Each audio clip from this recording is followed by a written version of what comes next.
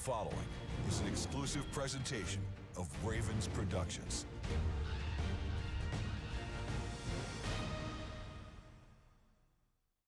Coming up on this week's Ravens Report, we sit down with safety Marcus Williams to talk about his first game as a Raven. Head coach John Harbaugh previews the home opener against the Dolphins. Plus, Lamar Jackson spends his Victory Monday out in the community. All that and more on this week's Ravens Report.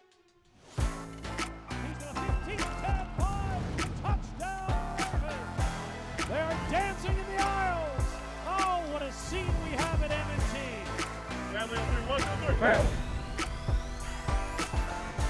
Welcome to this week's edition of Ravens Report, presented by MedStar Health. I'm Evan Washburn. Well, it was an impressive Week 1 win for the Ravens, who controlled the Jets for really all 4 quarters of that game and showed great complementary football, with the offense gaining momentum as the game went on, while the defense had itself a day under the direction of Mike McDonald for the first time in regular season action, getting after former Raven quarterback Joe Flacco with 3 sacks and 11 quarterback hits. And for a closer look at that dominant defense, here's Calais Campbell, wired for sound.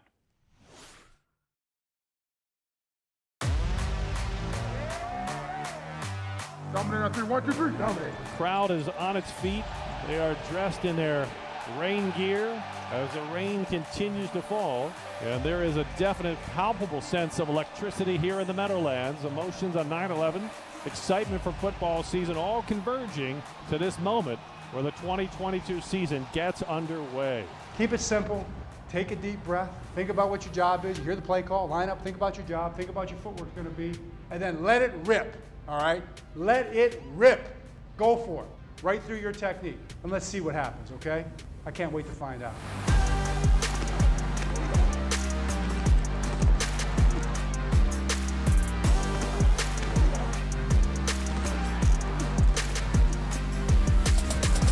Flacco sets in the gun, Carter to his left. The Ravens rush 4. Flacco pumps once, pressured, hit, and the ball comes loose. It is not whistled down yet. A flag is thrown, and now a whistle is blown. Intentional grounding. Offense. Number 19. He was robbing me of a sack, huh?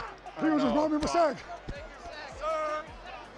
That's messed up. The last 2 series, they went away from the run game, so expect them to start this series at least with a run, okay? Start it with a run, and then just keep winning. All right, keep winning. Do a damn good job.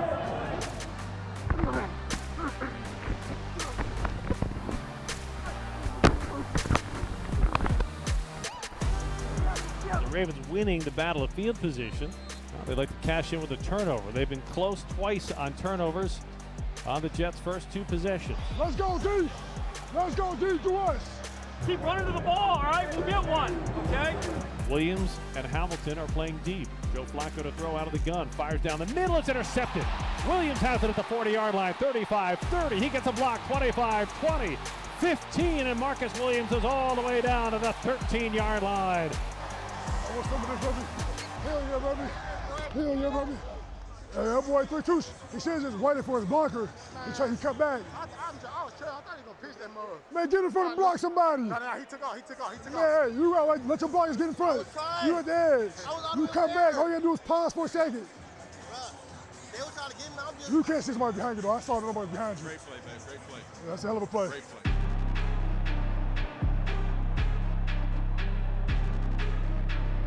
Lamar Jackson and the offense break the huddle, looking at a 2nd and 11 from the New York 18.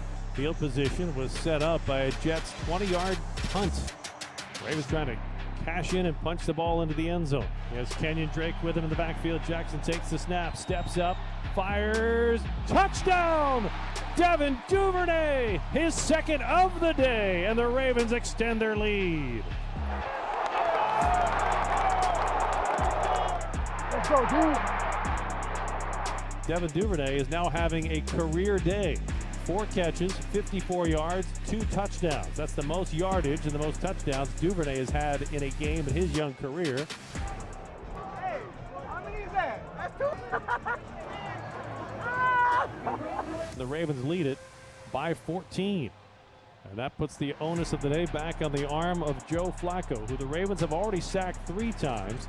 Let's go eat. Okay, let's go eat. And you have to believe Mike McDonald is going to be coming after him a little bit more. And it really looked like Mike McDonald challenged the defensive front of the Ravens defense to stop that run. To stop the run in the second half, put him in second and third and long so we can get pressure on Joe Flacco. Jackson off the play fake, drifts to the right. Steps up, he's looking for Bateman at the 10. Bateman has it, touchdown Ravens! Rashad Bateman, 55 yards, and the Ravens are pulling away. Bombs away. Yes, sir! If we get stop here, stop the run, if they got to try to win. They ain't going to just lay down. They need to play to get back in it now. Let's go. Be ready for everything. Hey, I know you're tired, but dig deep.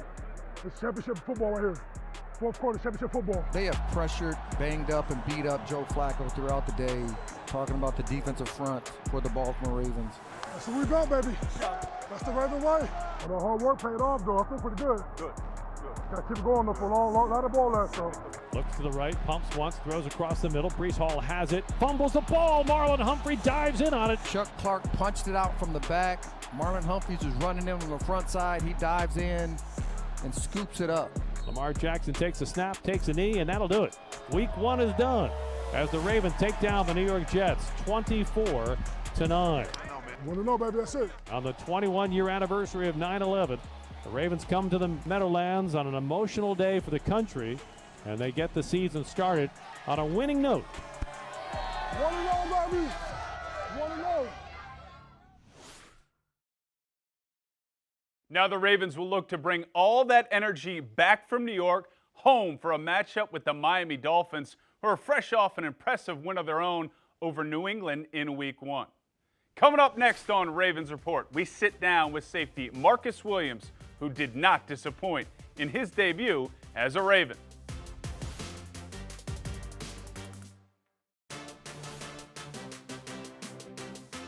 Welcome back to Ravens Report from the Under Armour Performance Center. I'm Evan Washburn. Last Sunday, there were plenty of defensive standouts in a 24-9 win, but the secondary may have led the way.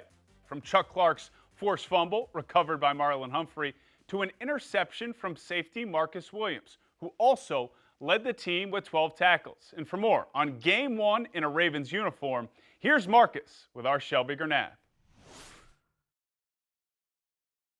Joe Flacco to throw out of the gun, fires down the middle, it's intercepted. Williams has it at the 40-yard line. And that's the reason the Baltimore Ravens picked up Marcus Williams. He's a pure free safety. He can read the quarterback's eyes, and he can make big plays in those moments. Marcus, you're coming off a season opener with a career-high 12 tackles, 1 interception. How did it feel to get your Ravens career started with a performance like that? It felt great just being out there with the new team and being able to be out there with my guys and run around and have fun. You know, you go through training camp and OTAs and all that with the team and you just hitting your own teammates, but now you're actually out there hitting another team, so it was pretty fun. What did you see in that play that allowed you to snag the ball for the interception? I seen the ball. Shoot, the ball's up in the air. I just went and drove it and, you know, take it out there, and that's what I do naturally. So I watched film. I seen one guy skip off the line, and I seen another guy about to do the route that I watched all week, and he did a little dig. He kind of fell a little bit, but I was gonna drive it regardless, and I drove it and intercepted it. Now, we got a glimpse of Mike McDonald's defense on Sunday, and man, it looks pretty fun. What's it like playing for him? It's good, you know, he's passionate, he's smart, he's in that film room, he's giving us tips and he's giving us things that we can take into the game to have a good outcome. So you see him and you see how hard he works, how passionate he is about the game, and it all takes a role in how we come out there on the field. Now Sunday you'll get to play at M&T Bank Stadium in front of a home crowd for the first time. What are you most looking forward to? The environment, the fans, being able to be out there on the field and not being on the opposite team this time. So it's going to be fun. I think it's going to be exciting. Just being able to feel the love going in there, and just from preseason seeing how many people were already there, I think it's going to be even better now that it's regular season. And it obviously won't be an easy game. No matchup in this league is. How can this defense contain Tua and the weapons he has on offense? Man, we just got to do our job. If we do our job, play in and play out, we're going to handle them just fine. And, as we go on to this weekend, prepare each and every practice, that's just going to help us to come out here and get a win. Yes, sir. We're going to Baltimore. Now, I want to go back a little bit, back to March when you got the call from Baltimore. What was your reaction? It was great. It was exciting. I mean, once I heard, Baltimore was calling, I was pretty excited. I'm like, that's one defense that I know is going to be out there competing every single week. And just seeing the old Grace who had come through here, I was really excited so that I could be a part of that. You have an opportunity here to build off a legacy of defensive stars here in Baltimore. What does that mean to you? It means a lot, but right now it's not about, it's about the team. It's about our team legacy. This is a new team. This is not the old Baltimore team. This is our team. Like this is where we build our legacy, and not just me, but all of us. Because at the end of the year, when we're holding the trophy, it's all of us, not just me. I personally just want to be a part of a legacy that, gets another Super Bowl. Okay, Marcus, we're going to end with some rapid fire this or that questions. Are you ready? Yeah. Morning or night? Morning. Mild or spicy? Spicy. Swimming pool or beach? Swimming pool. Night game or day game? Day game. Old Bay seasoning or Creole seasoning? Old Bay seasoning. Big one. Crabs or crawfish? Crabs. Good answer. Okay, Marcus, thank you so much for joining us, and good luck this Sunday against the Dolphins. Thank you.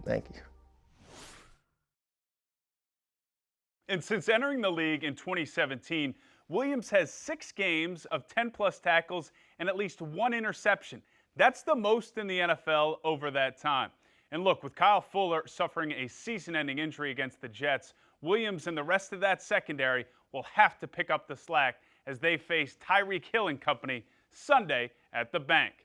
Coming up next on Ravens Report, Brian Billick breaks down the impressive performance Sunday from the Ravens defensive line.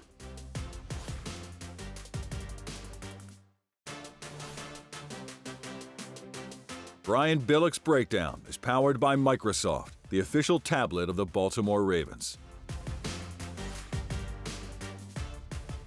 Welcome back to this week's edition of Ravens Report, presented by MedStar Health. I'm Evan Washburn. Against the Jets in Week 1, the Ravens defense looked to be in mid-season form, holding New York to just a field goal until the last minute of the game. And that type of performance often starts with the guys up front. And for more on an impressive day from the Ravens D-line, here's Brian Billick with this week's Billick's Breakdown. Solid win for the Ravens in New York. I always say that winning on the road in the NFL is one of the toughest things to do in all professional sports. Doesn't matter what the level of the competition is, it's tough. And I think they did an outstanding job. I want to look at the defensive side, which we do a lot, obviously, with new coordinator Mike Macdonald. I want to look now at some of the scheme things that I thought were excellent by the Ravens. That, again, look very familiar from what we've seen years past, but also the thing that jumped out to me was so very disciplined in the way these guys play.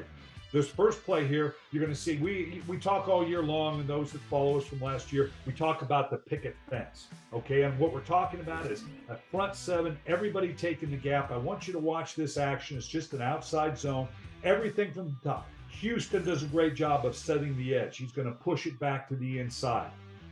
Vines, Washington, Pierce, Queen, everybody fits their gap up so there's no place to go as he starts to cut back. This is supposed to go through the 5-hole, cuts back. You can see Matabike does a great job of collapsing it from the backside as the running back comes back to him, and it's a run for a loss. On this next play, again, just a well-fitted defense. You're going to see this action all the time. They try to pull the guard, and they're going to trap, because with the Ravens, they bring multiple people. A trap game, a counter game is not a bad idea. They actually do a good job. They wash down the interior of the offensive line. The guard comes out, the tackle and tight end get up to the second level. This play is going to go a while. You can see there's going to be a huge hole here. They got a hat on a hat. They got leverage.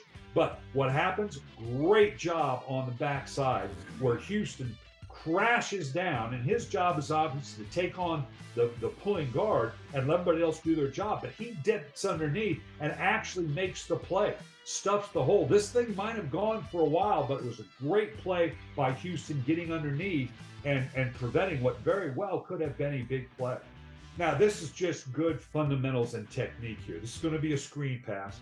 You end up with just a 4-man rush, and obviously running a screen in this situation, obviously it's something that you might expect. But I want you to watch on the left side. Washington in particular, obviously he wants to get at the quarterback, but right now he can tell by the action of the guard, the way Flacco is drifting, just the action, he sees, okay, this is going to be a screen. This is just a great job of the defensive tackle in the interior, recognizing what's going on. Comes off the rush, now slow plays the pulling guard all the way out and disrupts this screen before it even has a chance to get started. And you're also going to see, obviously, a great job of what you call retracing your steps. When you sense that it's a screen, you've got to turn and run back on the path that you were, and that's exactly what the Ravens did. This is just good fundamental football. Ravens, again, very, very sound in their front seven and did a great job. Miami's coming into Baltimore, could be a tough game. Miami's coming off a good win against New England. Obviously, for the Ravens, they've got some firepower now with Waddle and Tyreek Hill, who they got in the offseason, the tight end Gesicki. Tua Tagovailoa looks like he's playing pretty well, did a nice job against New England. They're going to challenge that defense. That front seven that we just saw, that discipline, is going to have to be very disciplined in putting pressure on the Miami Dolphins so they don't have a big day in Baltimore. The Ravens are hoping to see another dominant defensive performance Sunday at home, where during the John Harbaugh era, they've allowed an NFL low 17.5 points per game. That Baltimore crowd noise, no doubt, a part of the formula. Coming up next on Ravens Report, we catch up with Coach Harbaugh and preview the Week 2 matchup against the Miami Dolphins.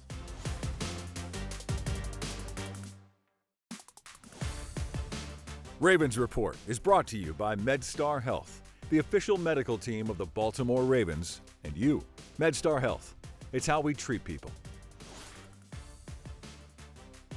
Welcome back to this week's edition of Ravens Report from the Under Armour Performance Center. I'm Evan Washburn. After a season-opening win on the road against the Jets, head coach John Harbaugh now has the opportunity to reach 150 career wins on Sunday at home against the Dolphins. An impressive milestone for one of the NFL's best. But as you would imagine, Harbaugh's focus is not on his win total, but a talented Miami team who, as we mentioned, looks much improved here in 2022. And for more on the matchup, here's the head coach with Garrett Downing. Well, Coach, thank you so much for the time. You're coming off a win in New York, and now you get to come home for the home opener at M&T Bank Stadium. What kind of atmosphere are you expecting for this game? I'm expecting what we always get, which is the best fans in football. I'm expecting them to be out there and be excited. I can't wait to see them. The players can't wait to see them. It'll be an electric environment, I'm sure. So you get the win against the Jets, and in the passing game had 3 touchdowns, and a player who really stood out, obviously, Devin Duvernay. And he went up, especially on that first one, made a tough contested catch. What kind of progress have you seen from him to put himself in position to make those types of plays? Right. It's been steady progress, Garrett. I mean, he's been doing it really all 3 years. You see how far he's come since his rookie year. Always a hard worker, always very determined, serious guy, as you know. Wants to be great at what he does. And then to see it pay off, you see the work, but then to see it pay off, that's really rewarding. So on the other side of the ball, you talked about the defensive line this week, how they were the position group of the week. I mean, they really just dominated the line of scrimmage. Calais Campbell, Michael Pierce, Justin Madubuike. When they're playing at that level, how does that affect the rest of the defense behind them? Well, I mean, that's the thing. If they can play at that level, it takes so much pressure off your secondary. I saw Rod Woodson talk about that recently. And he said that defense in 2000, those guys took care of the front. The secondary didn't have to worry about the run. They took care of it as the season went on. The secondary could stay on top and take care of the big plays. And working together, then you've got a great defense. I think that's what we'd like to get to. And I think our secondary so far has done a really good job of cupping runs, keeping big plays, keeping any runs that leak out from going. They've tackled really well. But I want to even get better and better where there are no runs coming through there. And I think our D-line took a step in that direction. Now, it's not going to be, every week's going to be different. But if the front dominates, it takes pressure off the back end, then the back end doesn't get moved up that much and the ball doesn't get behind them. Simple formula. That's what you're hoping for. So, Coach, this week you got the Miami Dolphins coming to town, and you played them last year, obviously, but they have a new head coach in Mike McDaniel. Now, they do have some of the same coaches, same defensive coordinator, for example, a lot of the same players. How much can you look at the game from last year in your preparation for this year's game? Well, it's great. You can, and then you can't. You know, offensively, Coach McDaniel is the offensive coordinator, and he's calling the plays. So we've got to look at what he's doing with the offense. That's different than last year. Defensively, they have the same defensive coordinator. As you said, most of that staff's intact. You know, we've got a couple coaches from that staff here. That helps to some degree, but really it's a different team. It's a different coaching staff. Defensively, we have looked at the tape. We'd be foolish not to. We always do because it's the same staff, a lot of the same players. It's a great defense. I mean, they've been playing great football the last 9 or 10 games.